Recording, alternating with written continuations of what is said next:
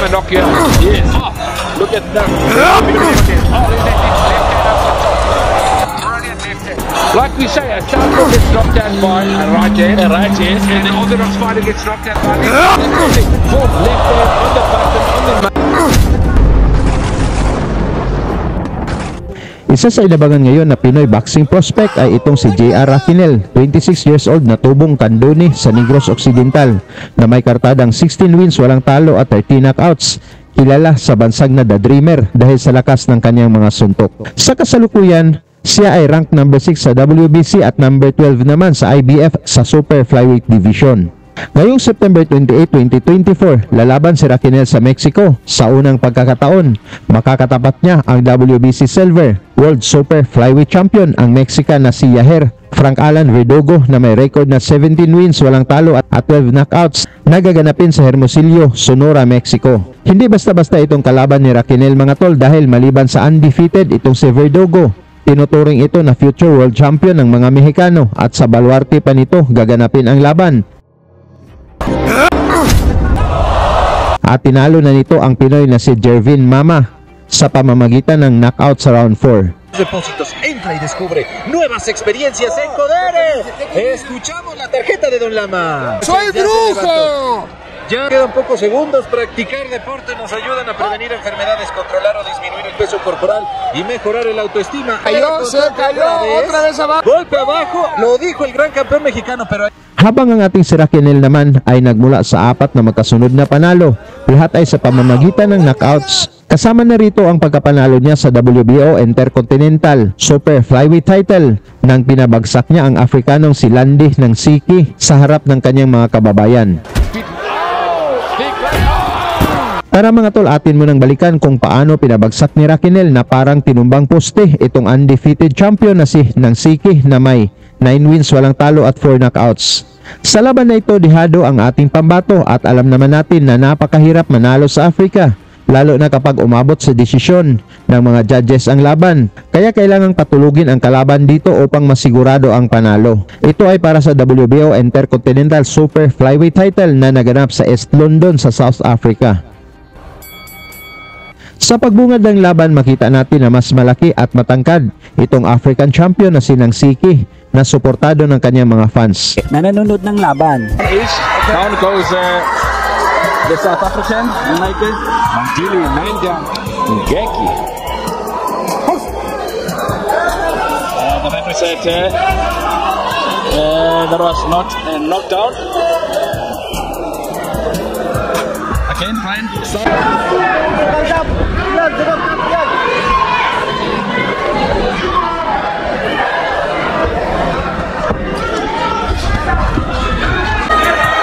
Yeah, and he's never lost. I mean, 10 fights and no losses. That's a good showing.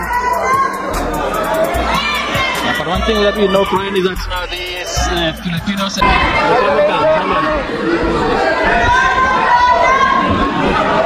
And there's Rapino. Well, we saw now last fight, we saw Filipino work. When he's catching with the South African, there's big punches coming from Rapino. And he, the Southpaw, is definitely hitting Nike. Naging maingat ang dalawang boxers dito sa kalagitnaan ng round 1 na parehong may lakas ang mga suntok. So he might not really be still didn't have a good warm-up. I can hardly see any sweat on his body, the South African. Nike. So maybe he's been caught cold in the first round. Well, we saw that earlier on as well, Pitway.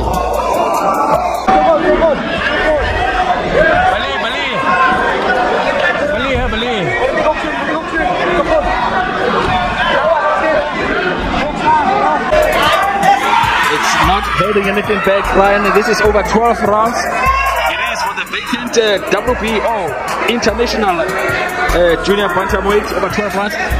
And also for Brian, Junior Bantamweight, these guys look too big for Junior Bantamweight. They look pretty big. They really look big. It's amazing how big the guys are in this weight division.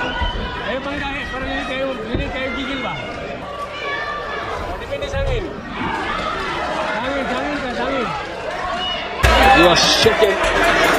at the beginning of the rounds. Well, JR has showed that he's come to fight, there's no doubt about that.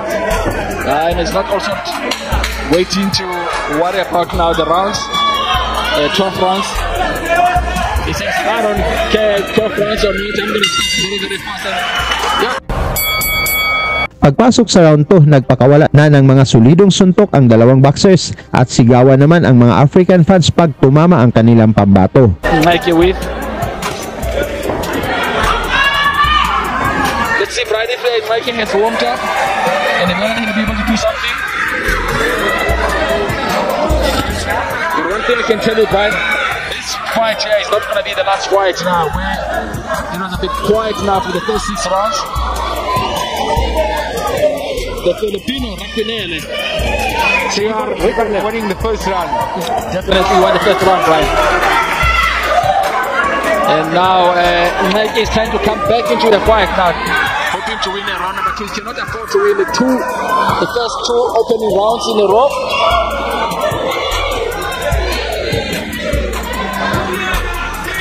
Well, he even looks the part. I must say, he looks very well conditioned, very focused.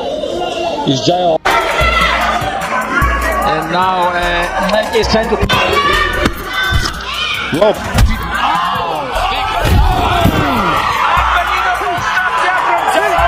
Mula sa mabilis na pinakawalan ni Raquinel, bumagsak si ng Siki. Nakatayo man ito ngunit halatang nasaktan.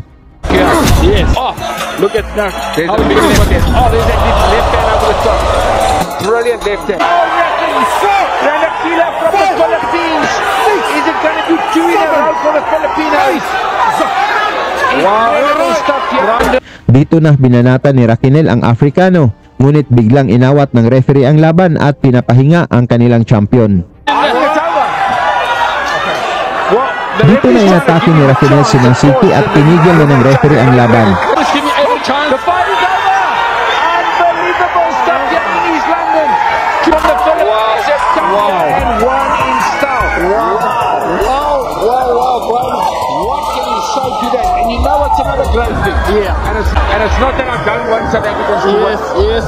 The Filipinos come here so many times. They're humble, good guys. Yes. And they lose. Yes. Most of them come out. Go and judge the guy by his record. Because he can still come and knock you out. Yes. Oh, look at that. How he finished left hand. Oh, there's that big left hand over the top. Brilliant left hand.